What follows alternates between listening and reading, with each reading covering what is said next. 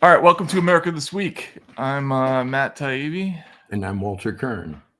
And it's Monday afternoon, 4 o'clock Eastern time. We are live, and boy, is there a lot going on.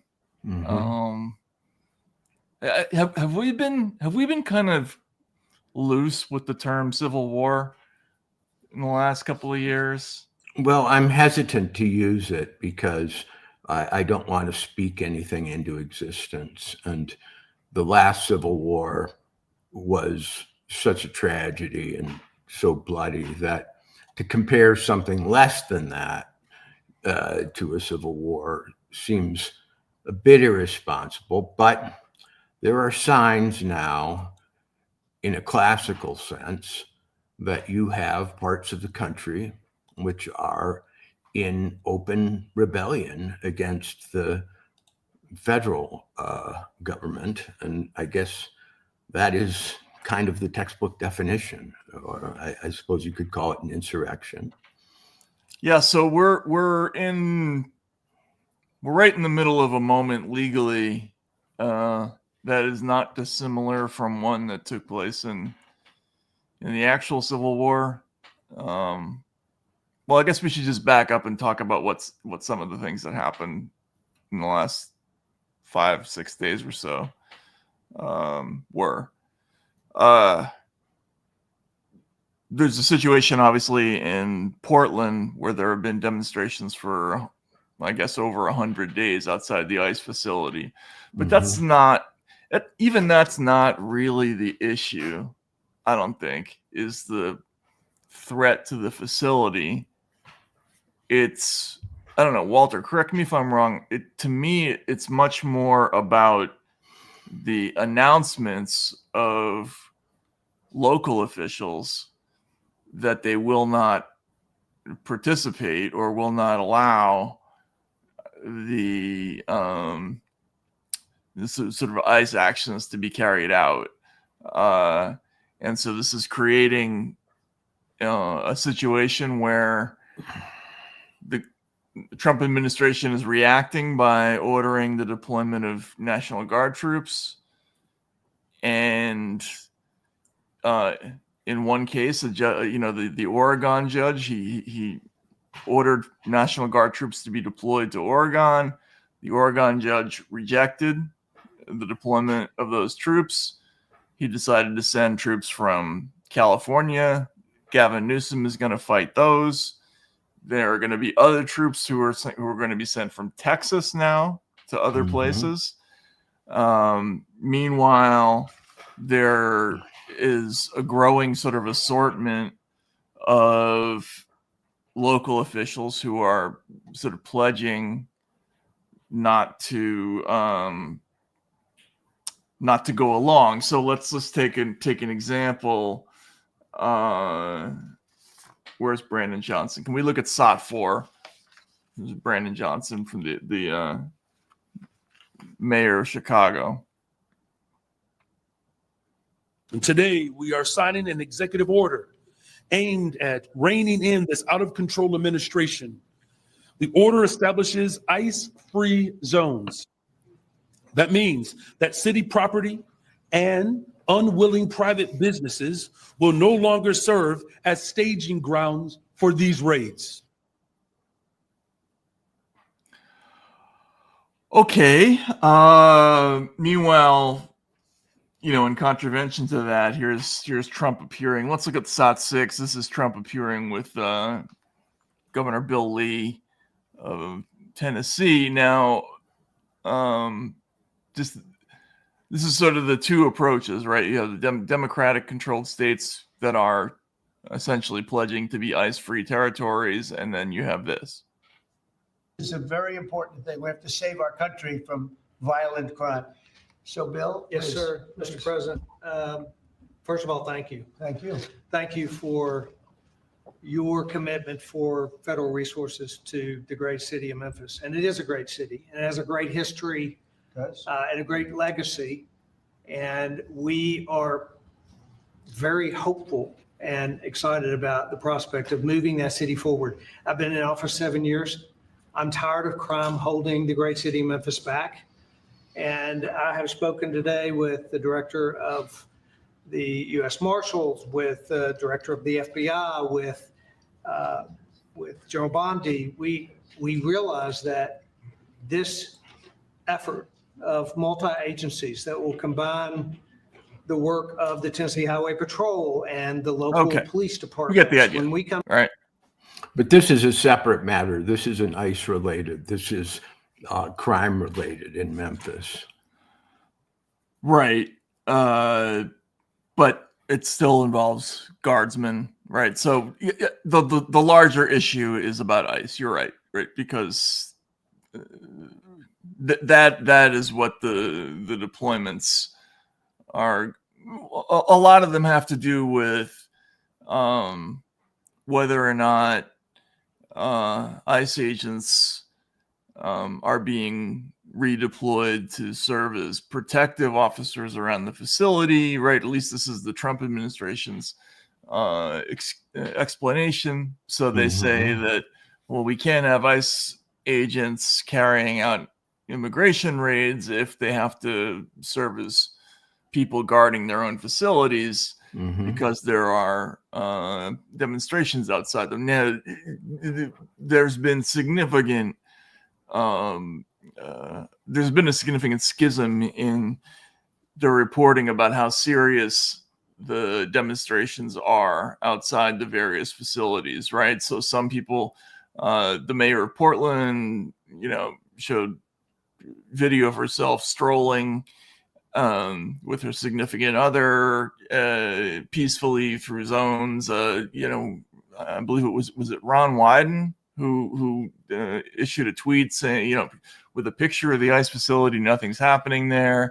And then if you look at other people's footage, from day to day, it's either nothing or it's pretty serious. So, our own Ford Fisher has been doing a lot of this stuff. For those who follow Racket, people know that Ford is a sort of truly nonpartisan shooter of protest footage. He has been doing this for years all over the country. His expertise is getting people to talk on camera and letting the cameras roll for long periods of time without significant editing, right? So you get to see uncontextualized video of things. So here's Ford's video. Let's look at SOT 5 from Brighton Park in Chicago, and the allegation here from ICE is that a protester rammed them with a vehicle. Either way, take a look at the situation.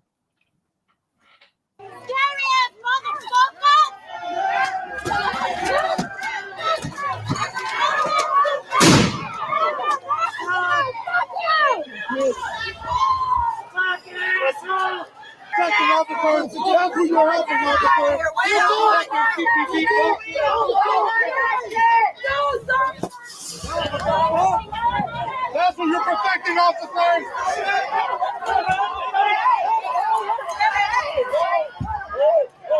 Watch your hands. Watch your hands.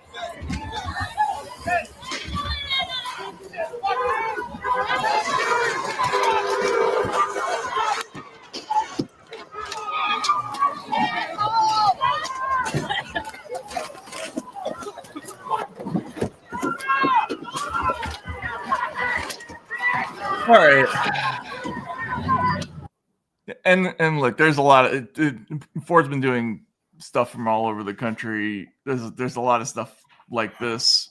Let's look at SOT 2. This is the arrest of an ABC affiliate report on the arrest of Nick Sartor, the conservative influencer who got disorderly conduct charge for well, you'll see. Hopefully you'll see. I think it's in this video. Now, one of the incidents this evening actually involving conservative influencer Nick Sorter. Not long before the newscast, we saw video of an altercation where he was seen pushing an American flag through the crowd. That altercation also ending in an arrest of one person. Now, you may remember Sorter was arrested Thursday night on suspicion of disorderly conduct. I talked with him this evening before his court hearing tomorrow. He explains why he believes the deployment of federal troops here are justified. What you have here is you have resources that are being taken up that could be used for actual federal law enforcement purposes. These guys, like ICE agents, Border Patrol agents, are being used to guard the facility out here rather than being out in the field, right? The National Guard should be deployed to guard the facility while agents are allowed to do the jobs that they're prescribed to do. Now, Sorter expressed frustrations with Portland police, saying they had not given substantial evidence when it came to his arrest, and he says he plans to fight the case through. Meanwhile, Portland Police Chief Bob Day says his team of officers has been, quote, consistent and transparent when it comes to arrests during these ongoing protests. When talking about this week's arrest of Sorter, this is what Chief Day had to say. And that's where we need to start bringing the temperature down, because we are seeing all of these different perspectives and all of these different opinions gather in this small one block area, and then unable to manage that in an appropriate way. And so we have these acts of violence, we have these fights, we have these assaults. They are occurring.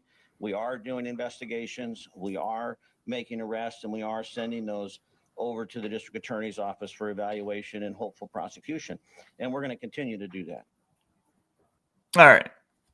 Look, well, before we get into the heavy stuff, look, this is developing into a serious situation for a couple of reasons, right?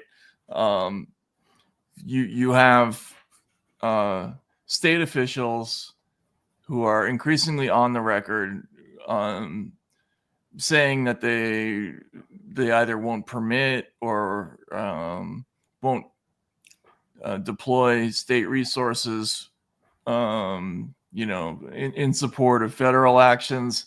And so then the federal government, the Trump government is now trying to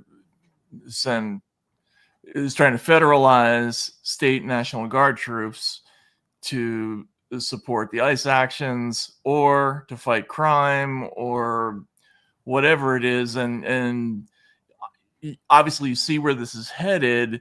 We've already had court rulings go against the Trump administration, but going back to American history, that is not always predictive of how these things end up.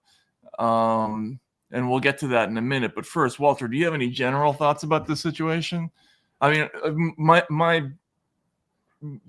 my big one is that people voted for the immigration crackdown. There are aspects to it that I don't love, but to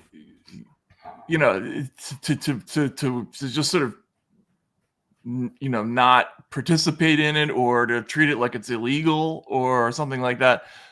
I don't know. I'm having a little trouble understanding that. But anyway, did you have any thoughts before we get into the harder core stuff? Well, there were a lot of Southern governors who didn't want their schools integrated back in the 60s. National Guard troops were dispatched to do things like integrate the Little Rock public school system. States' rights were the cry of those who didn't want them there, but they went in and they did it. There are all kinds of examples of National Guard enforcing federal law in the states. I agree with you 100%.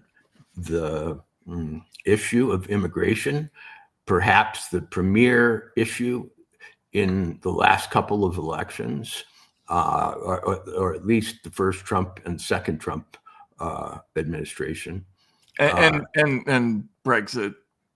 Yeah, are legitimate concerns of the federal government, whether there will be tens of millions of new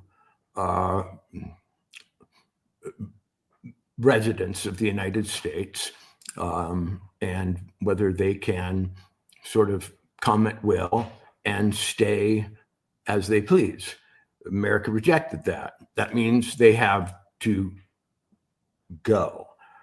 The only way to get them to go, I suppose, besides self-deportation, the making of rules such that it is no longer desirable or incentivized to be in the United States, are deportations, forced deportations. And it's the Trump administration's contention that a lot of these people are criminals, have criminal records either here or in the countries they came from. And it's also their contention that they are focusing on those people first. Should be pointed out that the Obama administration did the same thing when they significantly strengthened their own deportation rules. But go ahead. Trump is far behind Obama in his deportation schedule, even at this point. And so why there was not a problem then, I'm not sure. What this looks like to me is a leverage point for the left to get out in the street, protest Trump, since they weren't there to save the deportees under Obama. Something must have changed, and that would seem to be who is deporting them. And the obstruction of federal officers in their duties is a pretty clear-cut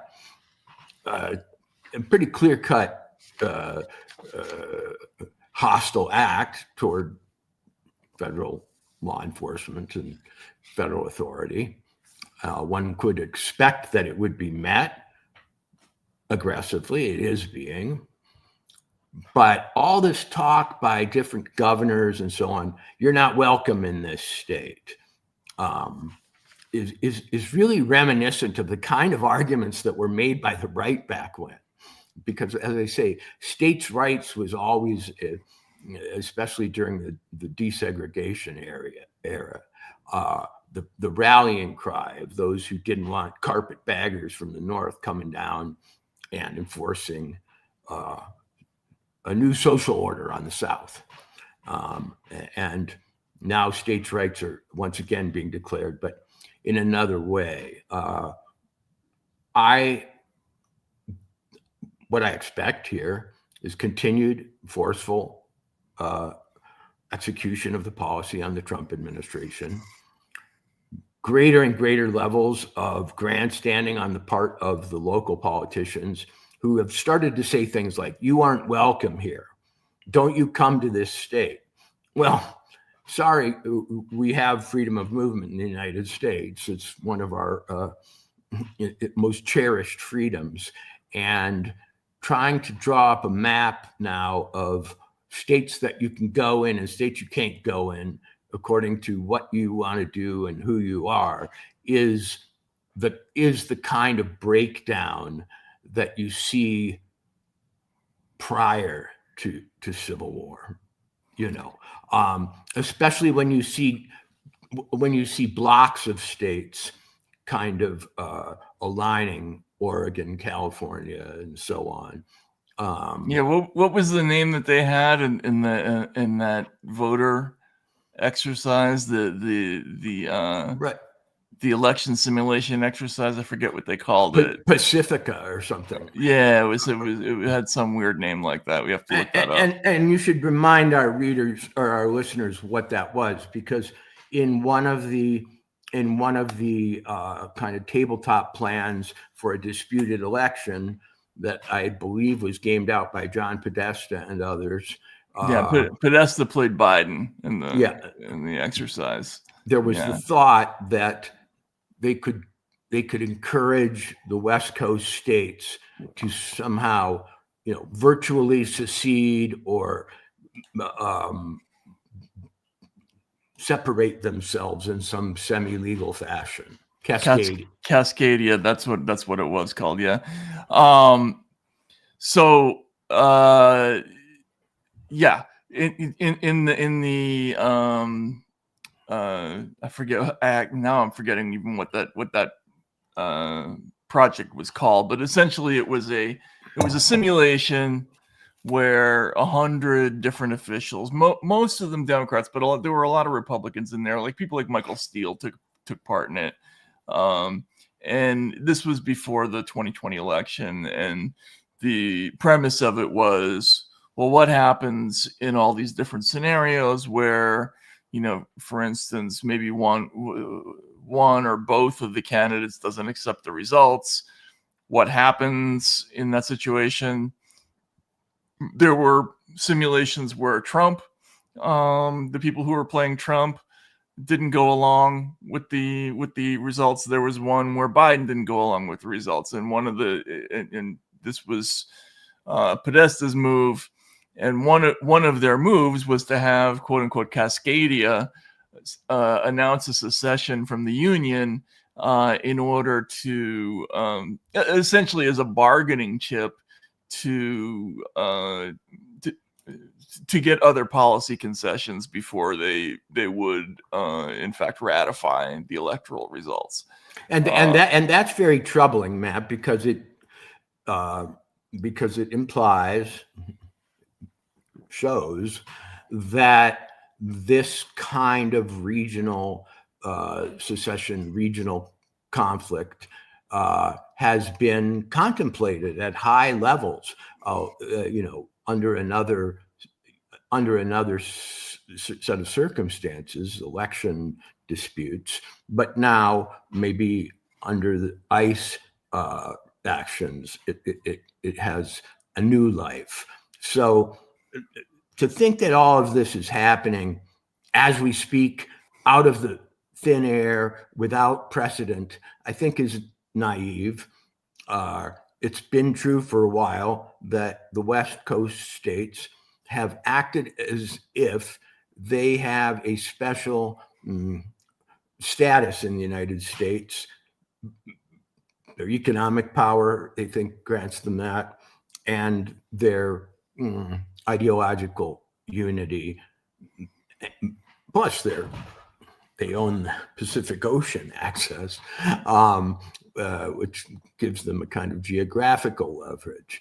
So we might be seeing the resuscitation of that kind of thinking under another guise. Yeah, I mean, look, it's also true. There's no question that the Trump administration has made a lot of hay about Oregon in particular, because they want nothing more than to have lots of video of Oregon protesters, or Oregonians, if you're out there, telling me which pronunciation I should be going with. I seem to be getting a lot of commentary on that. I'm from the East Coast. Have you been to Portland lately? Have you been to Oregon lately? I have not. And actually, you know what? We should show that. There's a little documentary, a mini documentary by somebody named Brandy Cruz, and I don't want to vouch for the point of view or any of that stuff, but there's some really interesting video in there. If we could just start it up at around like let's get it into, like, I don't know, maybe a few minutes in, or actually no, just run it. Let's just see what we got there.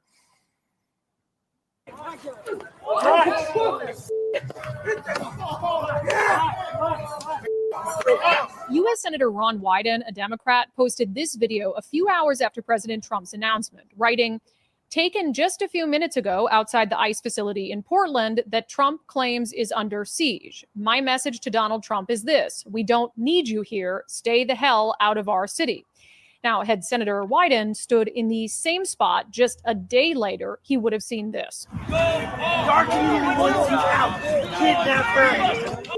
Kidnapper. Your boss is a pedophile. You touch women like rapists. Bye. Criminals. But of course, that doesn't fit the narrative. And maybe he hoped people wouldn't notice that in the video he posted, all the windows at the ICE facility are boarded up. Even businesses in the area are worried about vandalism in the crowd. This homeless outreach center has signs on every single window begging rioters not to break them. Again, if everything is peaceful and there are no problems, why would those signs be necessary? But it's Oregon Governor Tina Kotek who took lies of omission to a whole new level. Military service members should be dedicated to real emergencies. And that's exactly what I said to the president when I asked him to stand down from sending federal troops Nothing's into our wrong with city. it. I'm just not vouching Just for in it. case that phone call wasn't enough, I thought I would take to the streets myself right here in downtown Portland. I'm standing just blocks away from the waterfront, overlooking the beautiful Willamette River. Portland City Hall, the federal courthouse, and dozens of shops and restaurants here in the central city. Nice, except for two things. The area she's walking around in is nearly 2 miles from the ICE facility. She either hopes people won't know that or that they don't care enough to check. Okay. And even if she's trying to make a broader point, I think we get it. Let's look at a little bit more footage. Let's look at SOT 12. This is just general protest arrest footage from over the weekend.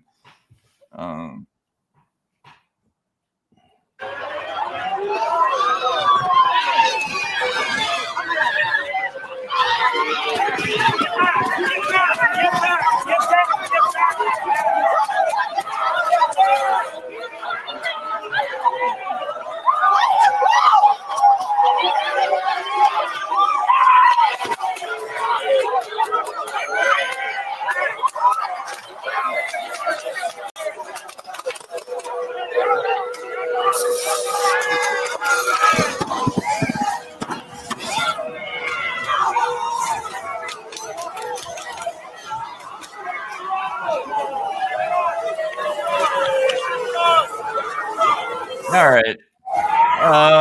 And then, okay, let's look, and just for balance sake, let's look at Trump. I think it's SOT 3.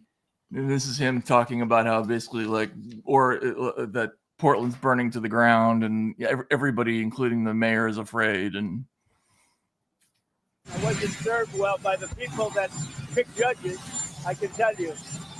Things like that are just too bad. I appointed the judge and he goes like that. So I wasn't served well. Obviously, I don't know the judge, but if he made that kind of a decision, Portland is burning to the ground. You have agitators, insurrectionists. All you have to do is look at the television, turn on your television, read your newspapers. It's burning to the ground. The governor, the mayor, the politicians are petrified for their lives. Mr. President, and you have a judge like that, he ought to be that judge ought to be ashamed of himself. okay, all right. Well, I've been to Portland and it's gone to shit. Okay. Well, yeah. I used to go there every year or two on book tours. It's famous bookstore there, Powell's. There are other literary sites and venues there that touring authors visit near downtown. I'd stay at the Heathman Hotel right there on Broadway downtown. And I will tell you that it's not what it was. It's not close to what it was. And there are parts of it that are extremely disorderly. And it goes on different schedules. It moves from place to place. But the sense of disorder in the city is profound compared to what it was. Now, I look at these things and I remember how recently the protection of the federal officer in January 6th was the most vaunted value of the American system. Anyone who should dare to dress up in odd costumes and challenge federal officers was off to jail, solitary maybe. Even those who were in the area would be debanged, were tracked down. Yeah, we talked about this last week. If you were even suspected of being in the area, you got on the list. Yeah. I have followed the reporting on Portland. And unless this is one of the greatest uses of fraudulent video footage and so on in history, they have problems. They have some I mean, there's a guy whapping somebody with a stick in the middle of the street just there. And what was this sorter arrested Oh my for? God. Can we have our mystery producer find the actual video of Nick Sortor's disorderly conduct arrest? I don't think I sent it, but it's ridiculous. And look, these things happen in protest scenarios. If a person's looking at the wrong moment in an exchange, you know, the wrong person can get arrested or quite easily, right? And it's very often, well, not very often, but it happens that the person who's actually you know, outnumbered and trying to find a place to go will end up being the person taking the charge. Okay, here we go. Yeah, let's look at this. Our next story does take us right here over to Portland, Oregon, where new video shows the arrest of a journalist covering the protest outside of an ICE facility there. Take a look. Nick Sortor, a conservative influencer with more than 1 million followers on X and many more on other platforms, was taken into custody on a charge of disorderly conduct. And this video was filmed showing all of that. The arrest came as fights broke out within the crowd, leading to several people being detained as Sortor was simply covering the escalation and the protests. He has been doing so on his social media platforms. Homeland Security Secretary Kristi Noem saying the agency will send additional federal agents, and the DOJ is launching an investigation into the circumstances surrounding Sortor's arrest. There's been an increase in activity. Wait, do we have the actual footage though? There's a scene of him walking down the street, and that's what he got busted for, which is pretty bad. We'll come back to that. Yeah, people are okay. To Darren Priest, J6 is viewed in an amusing way on this channel. No, I thought J6 was quite serious, and you know that it was highly regrettable, you know, out of control situation. I think even the Republicans, if you who work for Trump, will concede if you talk to them that it was a low moment for them of extreme political vulnerability. I just don't think it was what people said it was, which was, you know, an attempt to overthrow the government of the United States. I think it was a riot, a bad one, and you know, there were people who, there was one person who lost her life, and you know, another, right, who got killed by Capitol Police. Yeah, and it's you know, my issue with that was always with the way it was described. You know, they very quickly brought in this word insurrection, and it didn't take long for us to find out that word had a very specific meaning. You know, that it was suddenly omnipresent in coverage because it was matching to an argument that was about to be made about you know, disqualification of you know, Trump as a federal candidate, and you know, I forget what amendment are we talking about there. Again, I'm having a bad day, but it's just I didn't think, it's not that I didn't think it was serious. I just didn't think it was a coup. Like, I've been in coups, and that's not what that was, right? Like a coup is when the executive knocks out the you know, the telephone services and you know, make sure that the 101st Airborne is on his side, and like, it was, none of that stuff happened, right? It was a riot that got out of control, and but it wasn't an attempt to overthrow the country. It was also, we've learned quite recently, despite some deceptive testimony earlier in the cycle, infiltrated by 250 federal agents or assets. Right. From one department, from the FBI. We don't know who else under what aegis were there. Now, if you were looking at this Portland situation and saying, whoa, hundreds of those, dozens, scores, hundreds of those protesters are actually federal agents, that would be a little different. I would feel that they were being set up, maybe, Right. or at least urged to be more extreme in their actions than they might have been were they just a group of civilians.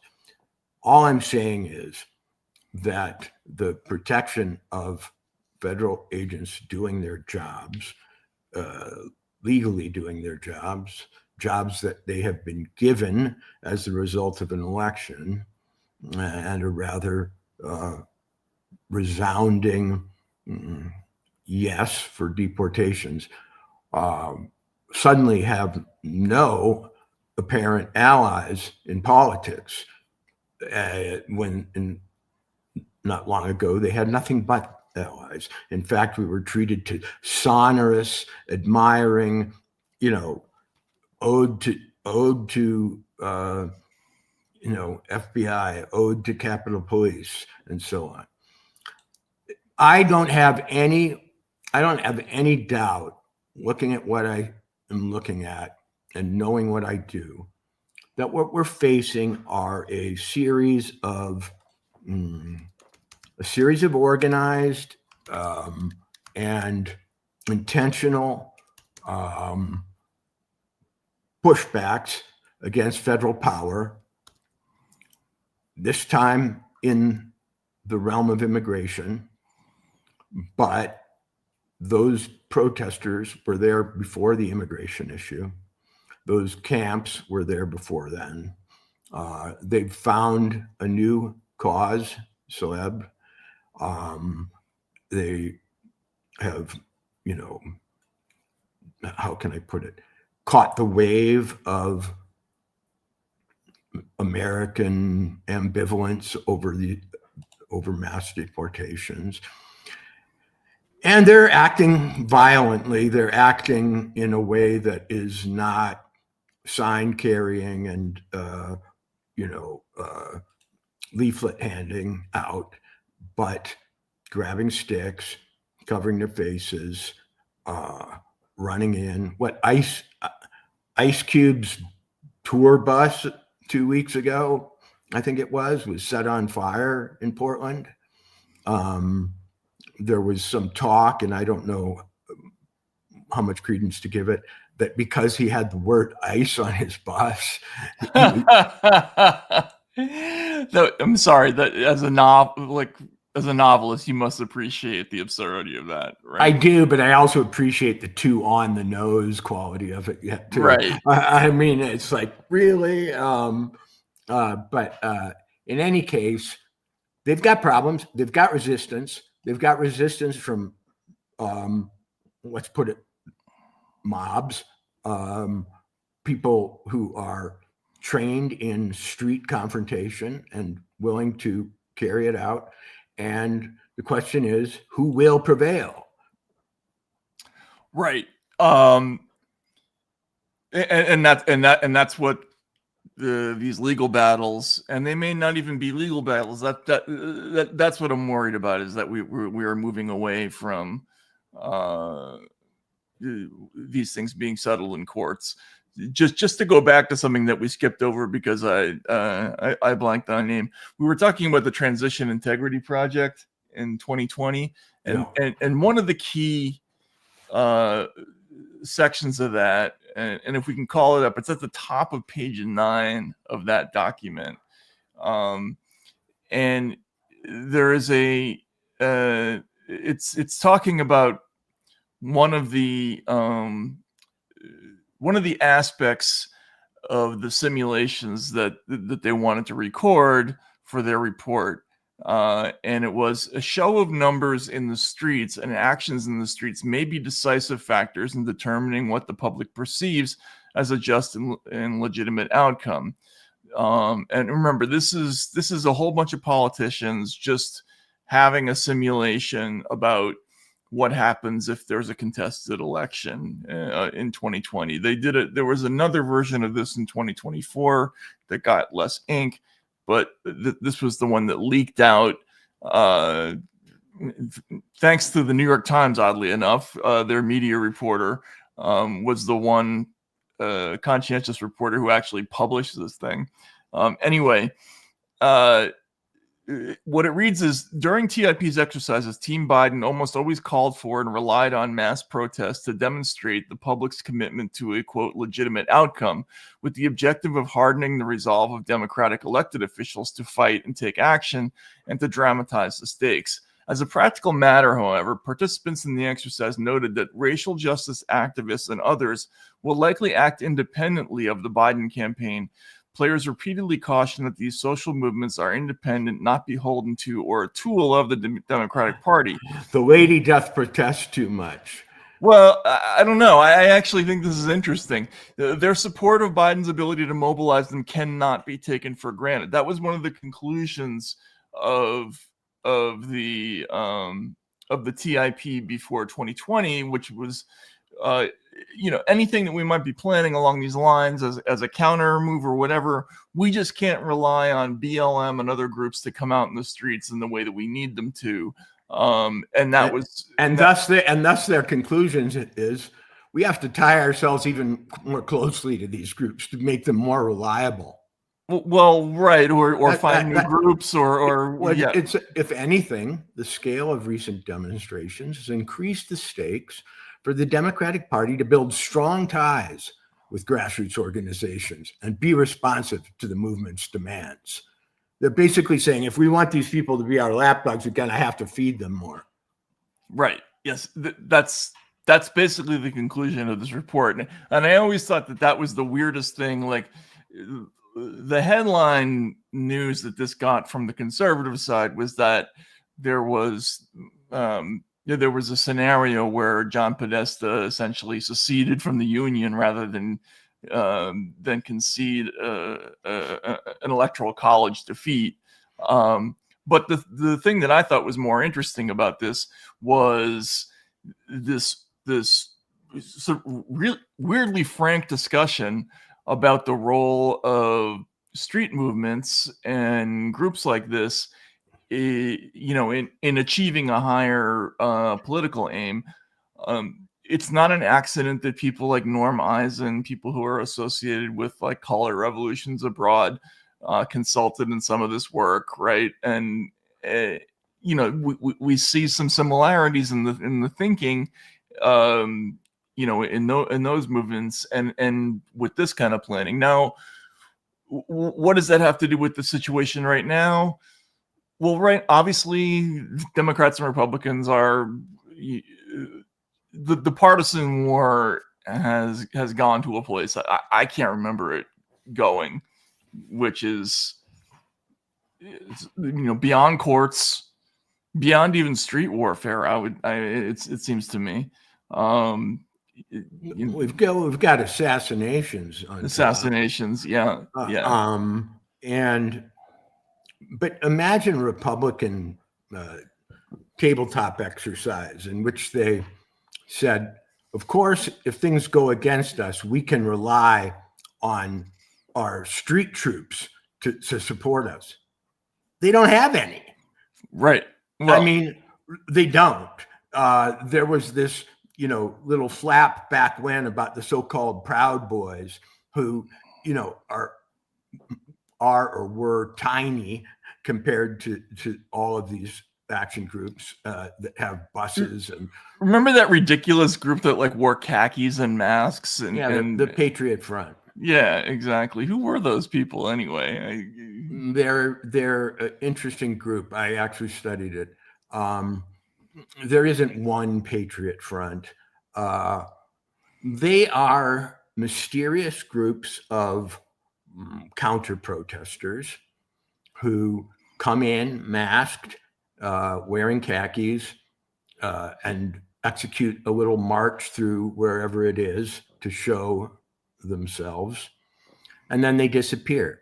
It happened that in Livingston, Montana, 7,000 people, about 2 years ago, the Patriot Front showed up to protest a drag queen story hour at a local bookstore. Okay. Mystery producer, can we get that? Can we find that video? Go ahead. Yeah. So I was on the ground there. It was a block and a half from my house.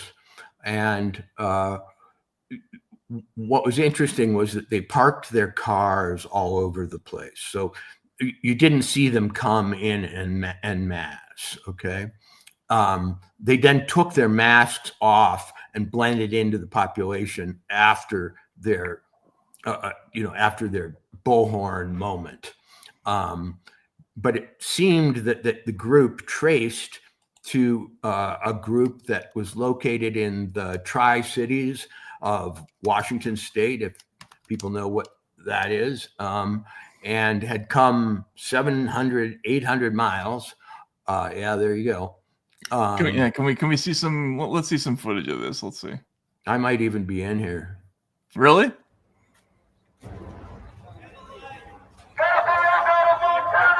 Pedophiles out of Montana! Rumors out of Montana! I was at one in Oregon.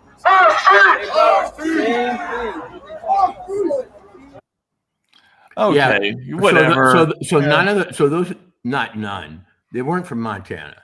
They came in from 700 miles away, and they did their little walk around, showed their face. They had an old truck that they were able to stand in the back of and say some megaphone things. And then they melted away.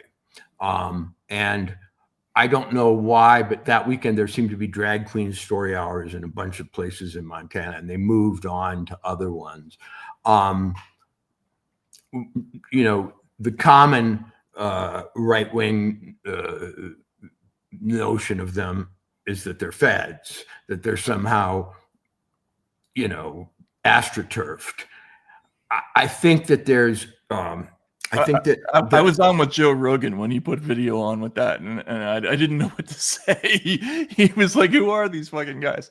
And I had no idea, But anyway, there are white supremacists, there are white separatists, and there are scattered around the West and other places, skinhead types and so on. But what we call the Patriot Front seems small. It seems not grassroots in the sense that it didn't spring up in Livingston. They had to bring them from states away. And they are assiduously anonymous, which is weird. I would think that if you're a super patriot, right-wing, religious person, why would you be loath to show your face and stand up? At that same event, there were local religious people from churches in the town, and they too protested. They stood across the street with little signs with Bible verses on them, were very peaceful, and nobody appreciated the injection of this thing. Much like drag queen story hours themselves, the drag queens don't usually come from your town. It's a kit. It's a kit that you get. You bring it to your bookstore, and you have the drag queen story hour. And the Patriot Front is a kit too. It's pre-assembled elsewhere, and it comes in. And I remember at the time going, "This is a rather brilliant, divisive technique that will lead to worse and worse things." And I think we're getting them now. But it would seem to me that there is an element in the United States that, rather than fearing civil disorder, has been pushing it. And I would even say that there are multiple elements, but go ahead. Yeah, and wants to control the rhetoric around it, the reporting around it, the public sense of who is involved. In other words, they don't so much want the protesters to a drag queen story hour to be perceived as, some nice people at the Catholic Church. They want them to be perceived as white supremacists wearing skull masks who, hate everything good and are organized and are a threat and are organized and can appear at will out of the woodwork and so on. But America is in the grips of Operation Civil War, if not Civil War. Yeah. So I think this is what we want to talk about. By the way, in a little bit, Walter and I are going to commence one of our happiest moments in probably the annals of the show, which is that we decided to make our next book Fear and Loathing in Las Vegas. So we are going to have an incredibly fun time talking about that book for a while. And so it's sad that we have to preface that happy discussion with this, although in a way it's kind of apropos because Fear and Loathing in Las Vegas was very much a story of a society that was for a long period of time in virtual fracture. What I worry about with this, though, is the seeming confluence of interests between both the Trump side and the Democrats in bringing us closer to a confrontation that is not about voting or about courts or anything like that. This order by the Oregon judge, Trump immediately tries to circumvent it by sending people from hang on a sec. Hold on a second. Check your super chats. Some of your comments seem to be getting just disappeared. That's weird. I have no idea why that is. I'm sorry. Generic account. Thank you for your support. I appreciate it. Is this person suggesting that YouTube's doing it? I don't know. But okay, so we're in this moment where we have a judge that's going to rule that's already issued a ruling against Donald Trump. Judge had a very bizarre name. What was her name again? It was Immergut. Yeah, Judge something Immergut. Karen Immergut. Of course, it's Karen. And the ruling was that that the Portland protests were not significantly violent or disruptive, and so on and so on. But that's not even the problem. The issue is the escalating rhetoric, really of politicians on both sides of this whole thing. So let's look at J.B. Pritzker's tweets about this whole thing. And it's sort of a declaration of non-cooperation, along with the use of some pretty interesting words. Let's see, what is it? Number 14 that we have. Can we see? This evening, President Trump is ordering 400. This is the Illinois governor. Is ordering 400 members of the Texas National Guard for deployments to Illinois, Oregon, and other locations within the United States. No officials from the federal government called me directly to discuss or coordinate.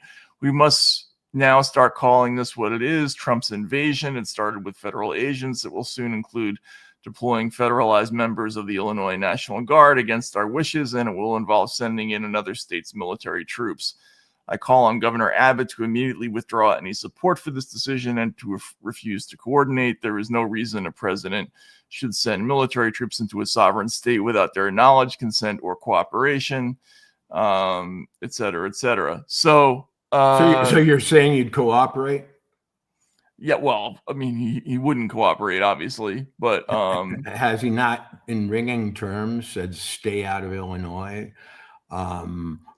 Along with Johnson, and yeah, and the same thing with the Tina Kotek of Oregon, and Newsom, and so we're gonna get a block of governors and mayors who are going to not go along with this, and then we're going to have the federal side that is going to deploy the troops anyway, and then it's going to be up to individual units, and that's when you start getting into actual Civil War territory, right? Where Well, no? I mean, I don't want to call it civil war for that reason.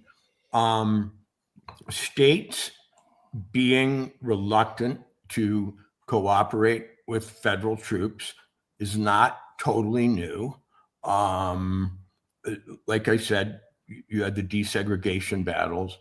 I don't know, back when, I think in coal mining country, there were various union battles.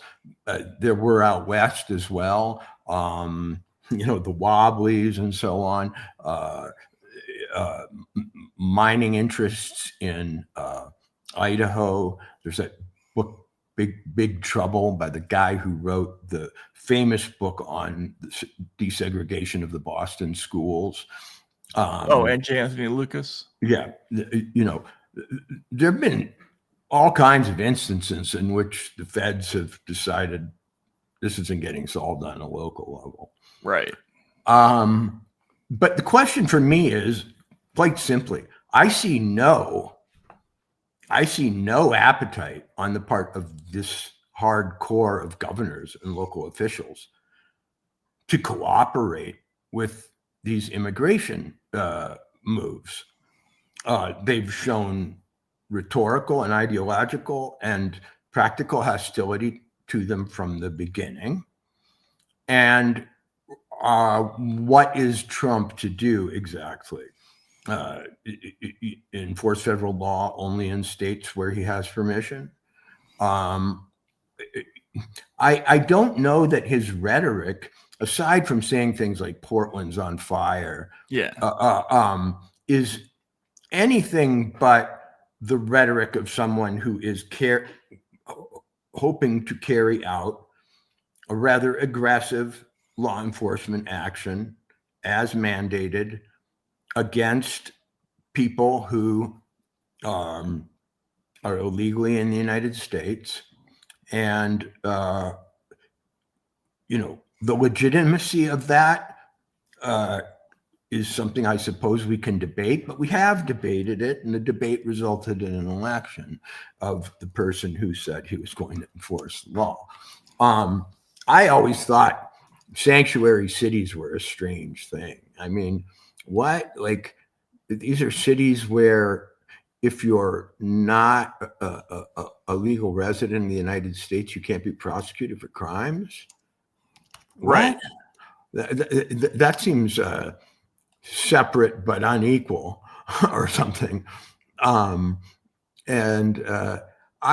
think that it's a question as to whether or not these people like Pritzker and so on, do they simply not agree with American immigration law? Or is it that they think it should be administered in a different fashion? Which is it? Yeah, and I'm starting to come around to that point of view as well. Like,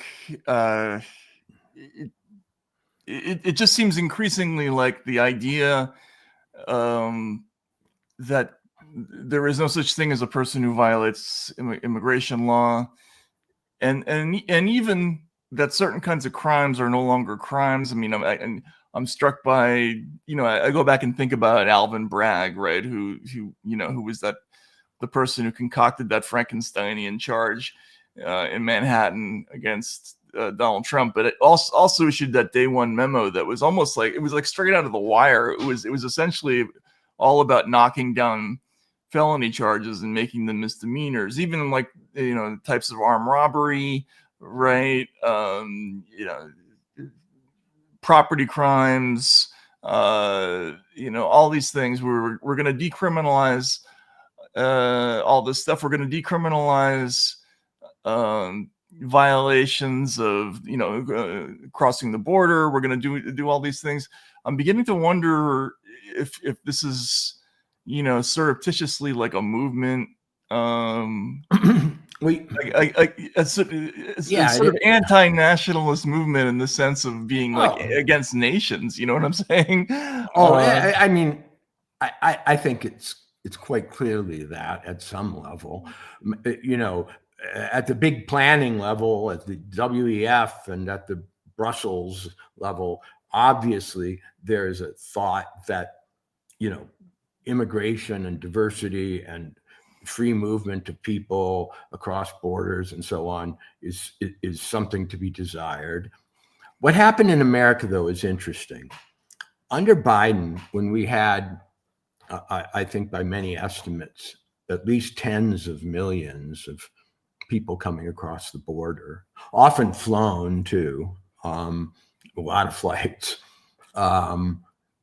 It was portrayed to the American people that there was an irresistible pressure in the world to migrate to the United States, that it was something born of chaos abroad and desire for the American dream and so on.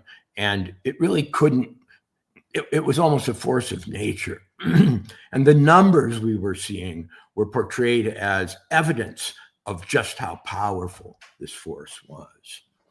What happened under Trump was he almost instantly shut down that flow easily. Right up until the end of the election, we were being told by the Democrats that all sorts of legislation and complicated, regulatory reform was going to be necessary to stop this flow of immigrants. Well, it wasn't, because it has now slowed to a trickle. When you realize that then what we were looking at before was not organic, but at least a case of holding the gates open. Right. Then you go, wait, that was a political thing too. That was a political decision too. It was not an accident. It was not, a lot of money was spent on it. I was invited on trips down to Central America to, go to places like the Darien Gap in Panama and see the infrastructure that had been built to bring people to the United States, the way stations with the, various charities handing out, supplies and advice and so on.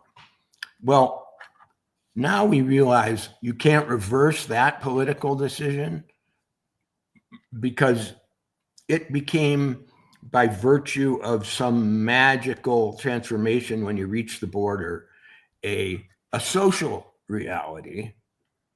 And to attempt to counter it with political will is somehow immoral. I don't think that that's washing with the American people in quite the same way. If tens of millions of people are still streaming over the border, and we thought, oh my gosh, the world just wants to come to America. America can't do anything about it. We've got to find a way to accommodate this. It might seem like it was nature at work. But now, in retrospect, it seems like it was the Biden administration at work. Or a series of administrations, really. Or a series of administrations, but it did spike, yeah. Particularly that one. And now once on, it's a little bit like squatters' rights or something, you can try to keep them out, but once they're in, you can't do anything. Voters voted against this, right? So voters not only voted against it, but it was portrayed in classic Trumpian terms as, they're eating the dogs, they're eating the cats, which was, a reference to a particular town where there was a lot of Haitian immigration in Ohio. But it wasn't coy. In other words, he was not coy about his intentions. And the problem seems to be in America, whether or not a particular political regime has the right to oppose what are thought to be overarching or transcendental social goals from outside that aren't necessarily limited to the United States. And we've seen that with climate change too, US versus the world. Does the US have the right to be backward when the world does it have the right to withdraw from the Paris Climate Agreement, right? Right. Or various trade agreements, as we've seen with tariffs. And does nationalism, to some, discredit any policies in the name of nationalism? Or is it still a viable model? And I got to say, when they say Pritzker or whoever are protecting possible voters, that their real motivation here is to preserve as many possible Democratic voters as possible, whether they vote legally or not. It's hard to gainsay, because I haven't seen them rise up in defense of any other underprivileged group in quite this fashion, except, I guess, post-George Floyd. Right. Yeah. It's too suspicious to me that, we grew up at a time when both parties scrambled to talk about who was more effective at fighting crime, who was tougher on our foreign adversaries, who could be tougher at the border, right? There was even that, and there are certain issues that the two parties agreed on, who could deliver the best performance in schools, blah, blah, blah. But particularly there's this issue with like public disorder, crime, punishment, policing. Suddenly it's broken down entirely. Like we're not seeing any kind of endorsement of the idea that there shouldn't be people crossing the border illegally, or that people shouldn't be robbing stores, or So there was a time in America when the likes of Bernie, who were concerned for wages and the decency of a working person's life, opposed sort of unconstrained immigration on the basis that it lowered wages. I remember talking to him about that. Yeah. Which I think is a deeply legitimate criticism of the practice. If you go through the Midwest to the meat packing plants and the Tyson chicken plants and so on, they are going to be staffed largely, I would say, by immigrants. Those immigrants have a special deal in many cases. They get various benefits from the government in terms of housing and food, and that plus their desperation allows them to take much lower wages. In a lot of ways, that to me, the immigration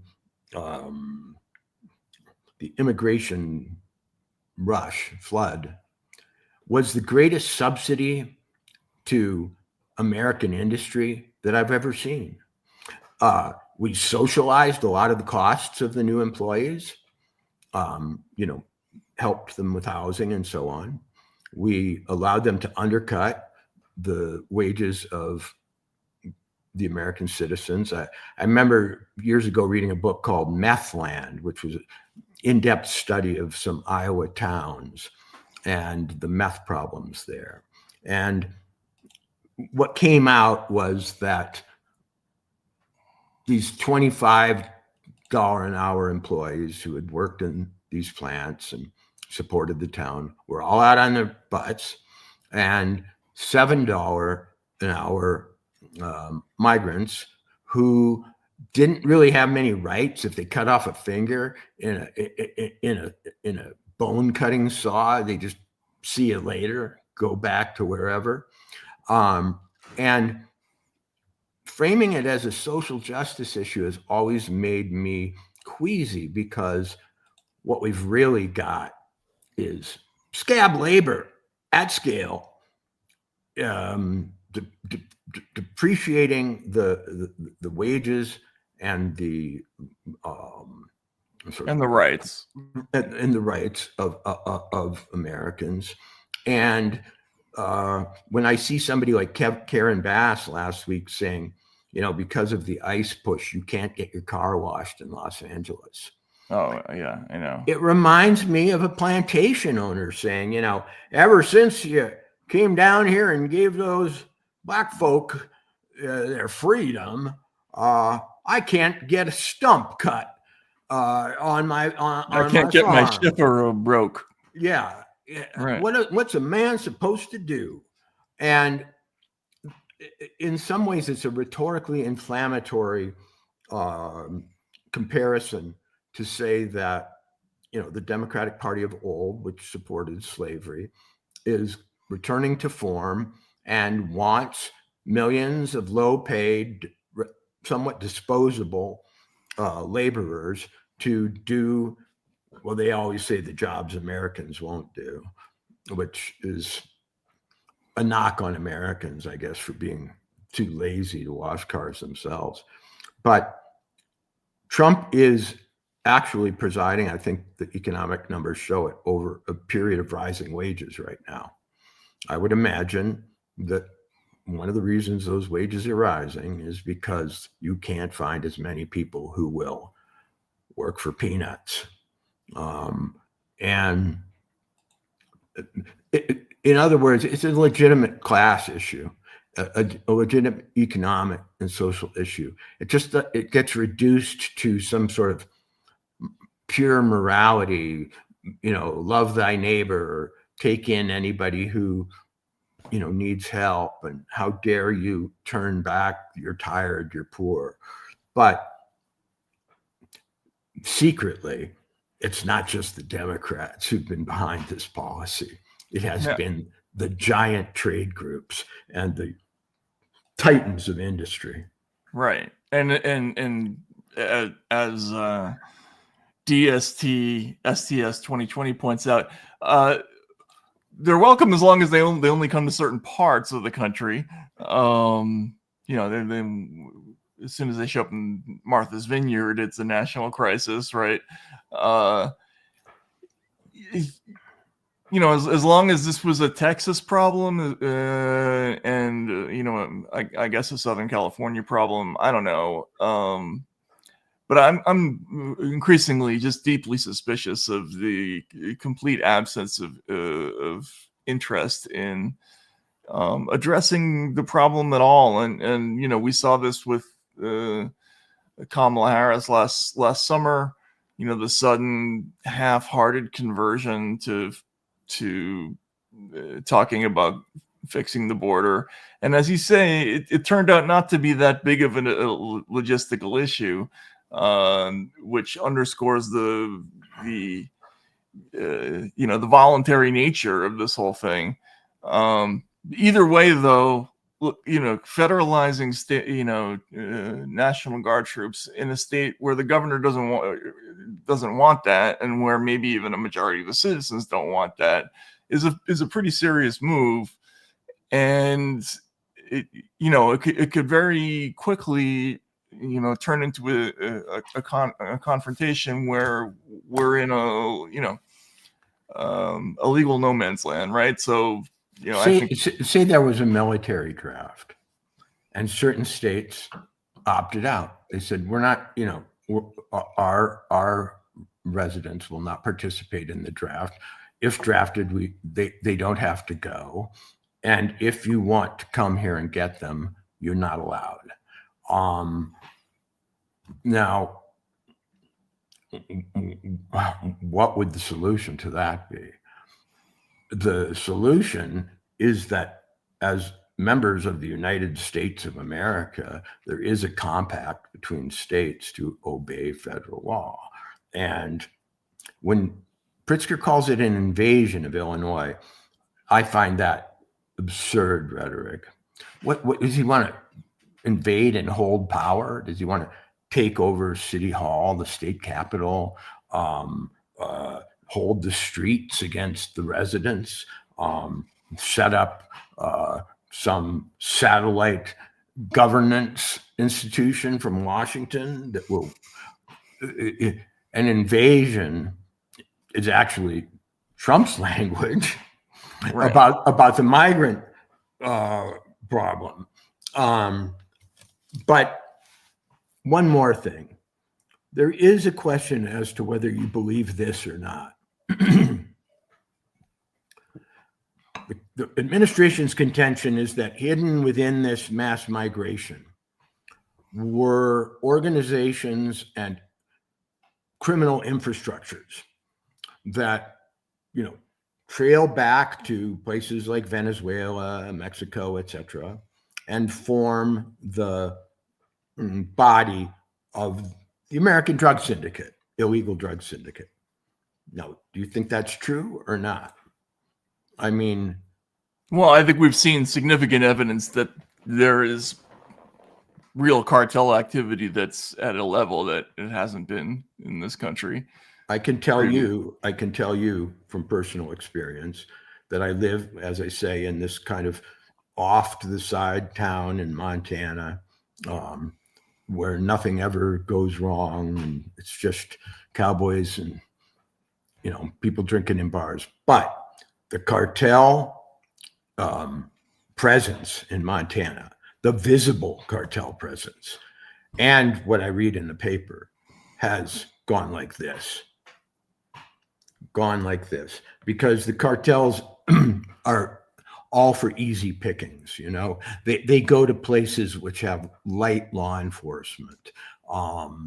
They go to places where they're less likely to be challenged in any considerable way, and also places where there's a lot of open land, a lot of places to hide, buy a lot of land, farms, so on. You can do your warehousing, you can do your other cartel things out of sight.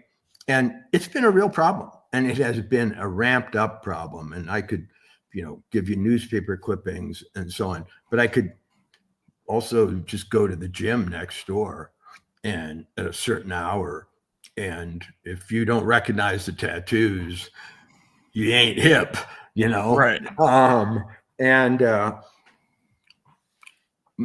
America sees that. I mean, the problem with the news media is that they curate their video and their portrayal of the United States pretty well, but more and more Americans on the ground have very different experience of their country than is reflected on NBC. And part of that new experience has caused them to get fed up. So this is what's so interesting about this, what you're just talking about, Walter, is that I saw this happen in another country, right? In the mid 90s in Russia, when the government was weak, the Yeltsin government was essentially, a bad capo regime that was overseeing a bunch of mob interests, heavily influenced by the, dependent upon the IMF and the World Bank for financing, heavily dependent upon the West for writing its laws, taking foreign policy advice, et cetera, et cetera. And during that time, a lot of the traditional controls that obviously the Soviet Union was a very intense police state where not a whole lot went on that, that the government didn't control very, very closely. But there was a moment where, Russians suddenly saw themselves like they would be setting up outdoor like places to sell vegetables or whatever it was, and they would be getting run off by people from Chechnya and Gushetia, right?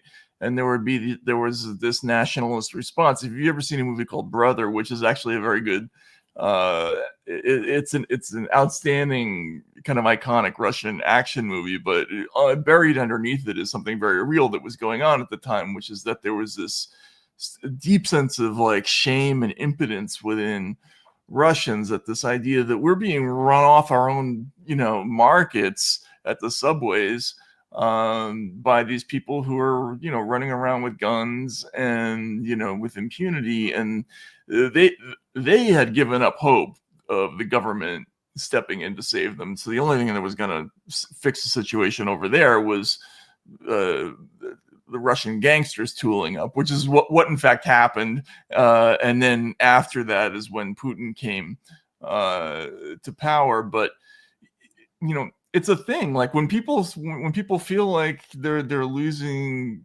control over the sovereignty of places that didn't feel like they were under threat before, it's very psychologically upsetting, and I think it accounts for the voting results last year, and it accounts for a lot of the anger about what happened, after the election when the border got fixed relatively quickly, right? So I don't know. I guess my point was, you're right. Like it's being portrayed in some places like this isn't a problem, but to other people it really is a problem. And the National Guard are going to be welcome to some and not to others. But I increasingly have the sense that this is not going to be decided in a court. I don't know. It's gonna be a situation like the 1861 confrontation between Lincoln and the Supreme Court, where essentially Lincoln dared the Supreme Court to defy him. How many armed people do you have, right? That was essentially. Well, Trump has not had bad luck at the Supreme Court. It takes a while to get there. Where he's had lousy luck is at the local and district level of the courts, and that all takes a while to work out. But I was in San Francisco last week, and I remember when you went to San Francisco for the Twitter files. Oh my God. You were giving pretty dire reports of the street. Yeah, people had chasing me with an aluminum bat. Oh my God. Right. So, the first Uber I get in from the airport, I'm going into downtown from the airport, and the Uber driver takes pains to tell me that things are getting better in San Francisco, that we drive down certain streets, and he said the streets were impassable 6 months ago. There were encampments. You couldn't even walk on the sidewalk. Those have been cleared away. They have a new mayor who is pledged to restore sort of peace and order to the streets. And according to this guy and then other people I talked to, he's maybe done that to a 30% level. Because this mayor, obviously in a Democratic city, saw a tipping point. It couldn't go that way any further. Businesses were moving out. People were not going to businesses after dark, and so on. And it was appreciably better than last time I was there. It was. Now, that's a quality of life issue that even for very liberal San Franciscans reached a stage that required action. And my sense is that they're quite happy with the action and its results and want more. How are these purely political issues then? if even San Francisco, you know, is balking at disorder. I think that they politicize them and they make them into flashpoints and so on. But I would not bet against the American desire to be safe, at peace on the streets, and, you know, not be walking through major drug dealing areas and so on. I just watched a documentary about Minnesota, the decline of Minneapolis particularly. And I grew up in that area. My dad worked in Minneapolis, spent all this time there. The degradation of that city is shocking. Places that I went shopping with my wife after my mother died in 2011, whole neighborhoods boarded up. And these are not the neighborhoods in which riots took place. This is ancillary destruction and decay. And, you know, it can be covered up, it can be gainsaid, but when you actually go and you actually see it, no matter what story they tell about it, it's awful. And if the country can't get some sort of consensus around making walkable streets, safe neighborhoods, and, you know, quality of life issues that affect us all, if even that becomes politicized, that's a bad sign, because those are the issues that Democrats and Republicans used to compete with their different solutions and their different approaches to solve. But for it to be not worth solving for one side and for the other all important is a fight. Yeah. Well, look, we'll see what happens with all that. And I'm assuming we're going to have more news about this coming up soon. Walter, do we want to show the rash before we get to Fear and Loathing? Sure. I mean, if we're just going to interrupt and do it, let's do it now. Yeah. Okay. So let's tell people what this is first. Yeah. Well, the reason I was in San Francisco last week is that I've written a movie, a script, and the original producer is Nicole Shanahan, who you might remember ran for vice president with RFK. And this movie is my attempt, in the spirit of Stanley Kubrick, Dr. Strangelove, Patty Chayefsky, Network, Rod Serling, The Twilight Zone, and maybe, if for real film buffs out there, Billy Wilder, whose movie Ace in the Hole is probably one of the greatest satires of journalistic cravenness in history. Do you know that movie? I haven't seen that one. No. In Ace in the Hole, a guy gets trapped out in the desert in a mine collapse, and Kirk Douglas is the amoral reporter, and he goes to the guy underground. He gets through the tunnel and he says, "Listen, man, if you can just stay in here for a couple more weeks, if you can just stay buried for a couple more weeks, I can make something big of this that, you know, you being rescued would really prevent, and it'll be good for all of us." So how did I not see? I mean, obviously, I'm a fan of the, you know, of Double Indemnity, Witness for the Prosecution, right? Or no, that's not his, right? What's the one I'm thinking of? Sunset Boulevard, right? Yeah. But and people who are fans of journalistic satire have to see Ace in the Hole.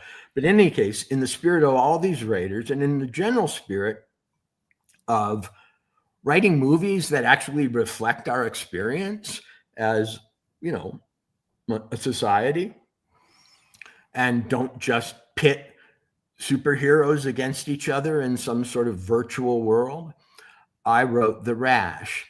And The Rash is my attempt to grapple with COVID and the confluence of a lot of things besides COVID. Surveillance, techno-futurism, in which we are all, named, numbered, followed, and controlled.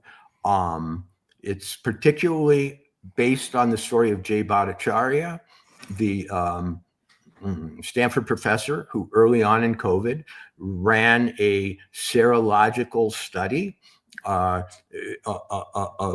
people in his county to check out their antibodies to COVID, and found out, oh my gosh, all these people had already had it.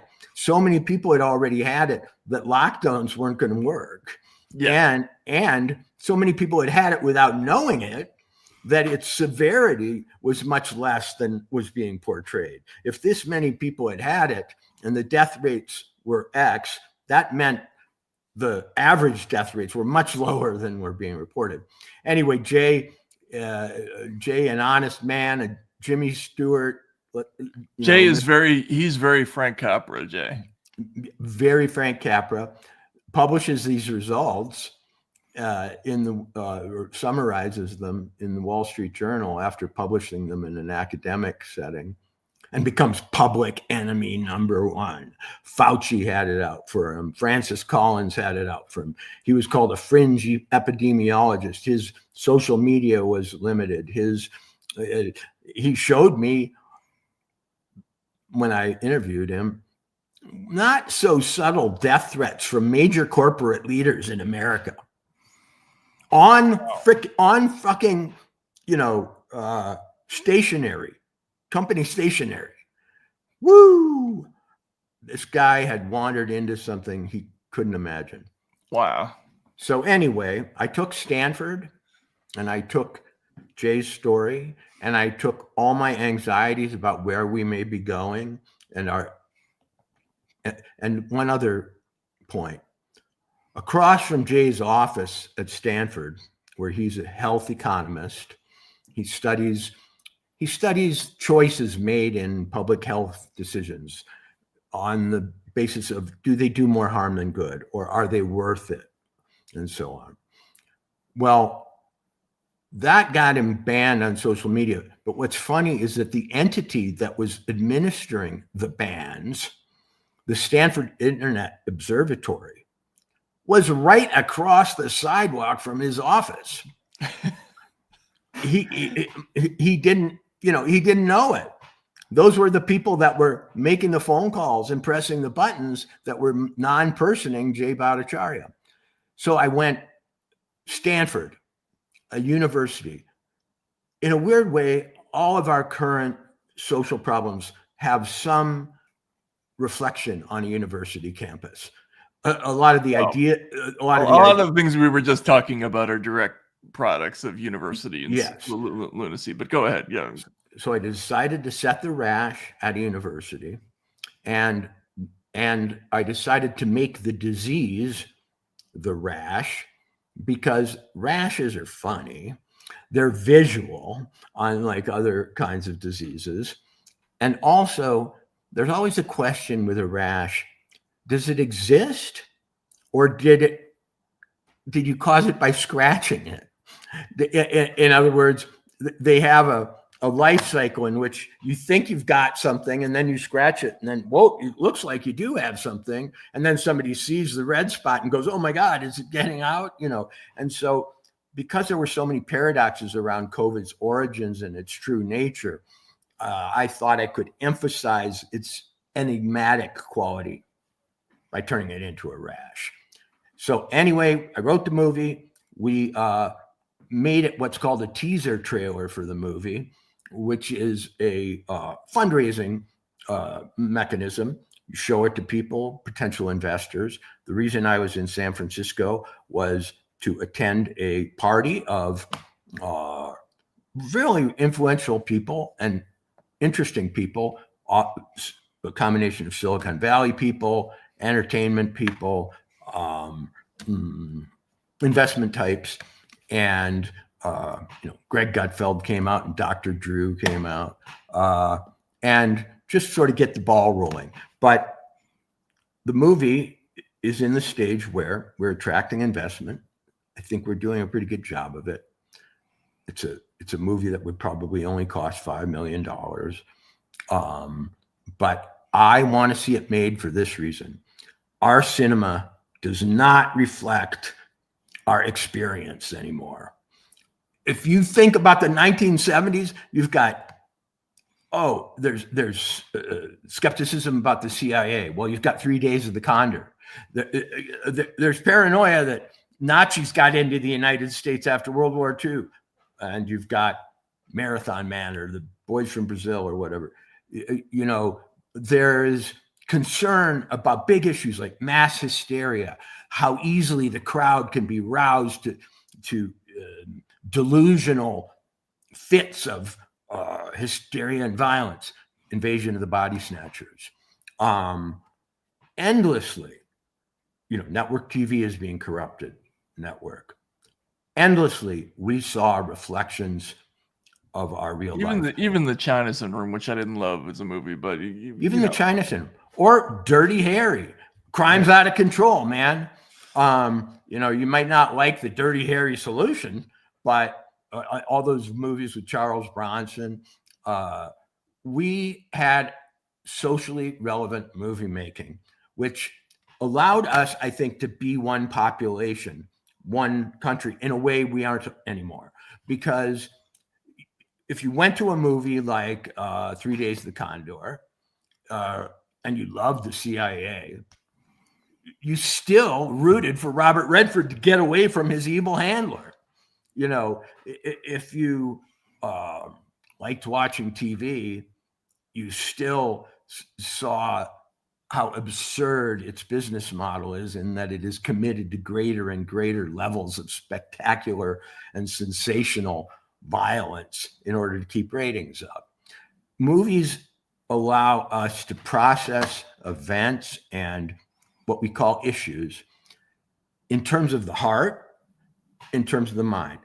They might show us somebody we want to be, who we don't actually agree with, but whose personal qualities we admire. They might show someone with whom we agree, but he is so fanatical that he's a villain. And we laugh at things we know we should laugh at in regular life. And we come out of the theater having been addressed as people and able to be people again without everything denoted according to your position. They break down that divisive, kind of mathematical, political, consulting based, fracturing. So my movie, The Rash, you can get a taste of it here. Yeah. And all I'll say about the trailer is that it is in a somewhat dystopian vein. The movie's quite funny, but it's very serious too. And the serious side is on display here.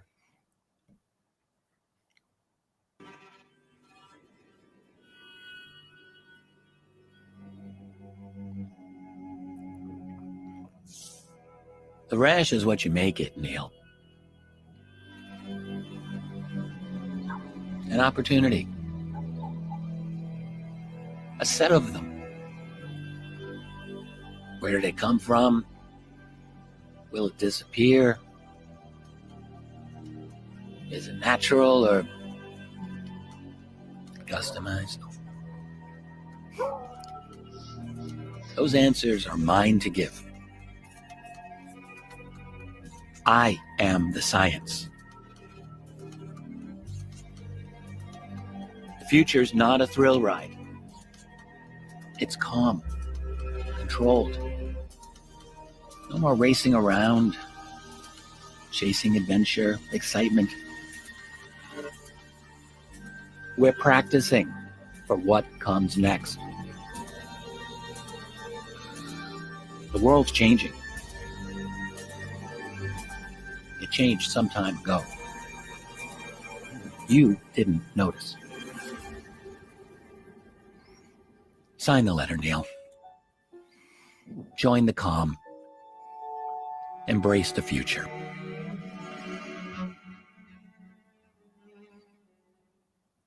Nice. I love it. Yeah, Excellent. They did a really good job.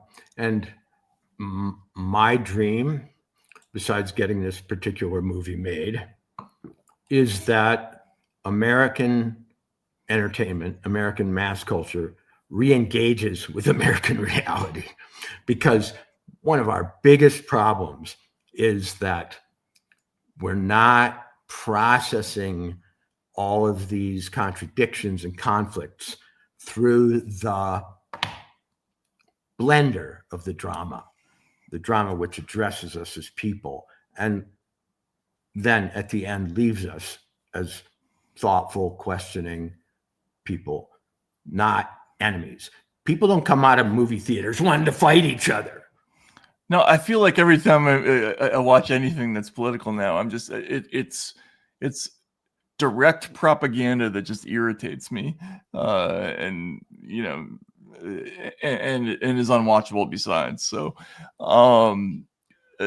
but this sets up. It tells you right at the end that we're going to be following a character who's conscience stricken and has a journey to take, and then it sounds pretty cool. I'm excited. So, have you ever seen High Noon? Do you know the movie? Oh yeah, of course. Yeah. Gary Cooper. There's some villains coming to town, and he goes around. He's the sheriff, asking person after person if they're going to help him out when that train comes in, and everybody finds some. Yeah, gee, I'd love to, but lily-livered reason not to be there, Yeah. not to help. It's a little bit like High Noon. One of my problems with American movies, it's a joke, is that individual heroism is not celebrated as it used to be. Even superheroes have to team up now. Okay. Oh, I know. Like if you're a superhero, that means you don't have to team up in my book. But now you need, like in Superman, Supergirl's dog had to keep saving him in the last Superman, because we're being presented more and more with a model of society as it takes a village thing. Well, and people don't have 100% agency, and Right, that's a kind of propagandistic fallacy. And any one individual can't be a member of all the identity groups that need representation. So how can they act solo? But the script's great. We're looking for investors. At this point, we're looking for large number investors. I mean, people with real money, because I don't want to go the route of nickel and diming people, with GoFundMe or that kind of thing. But at the end, maybe if we have to bridge a gap, we'll do that. But yeah, I think we can find some folks who maybe a notch or two below Croesus level who can help us make the number. But imagine all the President's Men coming out now. Imagine the 3 Days of the Condor. Imagine The French Connection, a gritty movie about how drugs really get into the country and so on. We're reality deprived as far as entertainment goes, and the quote news that has now monopolized all those stories is patently agenda driven. So if we're if we're ever going to be the American public again, we're going to have to end up sitting together in dark rooms, watching the same thing, laughing, crying, and so on. And no matter what we were when we come in, we know that at least for the purposes of this movie, we can have one experience. Well, that sounds awesome. It looks awesome. Let's hope it gets funded. With me, what's the next step? Well, we're in that step now, and we're attracting investors. And the great thing about movies nowadays is that because various technical processes, I'm not a big fan of AI, but it can augment a lot of special effects in movies that were very expensive in the old days. You can make a real quality drama for less money than you ever could. And there are all sorts of ways to distribute it. So if we get it done, maybe on the backs of this little success, we'll start to see movies that are about our lives again. I think we should make a studio. Let's think bigger than that. So should. yeah, I think it's a good idea. Well, congratulations, and we'll see how that goes. I hope everybody enjoyed the trailer.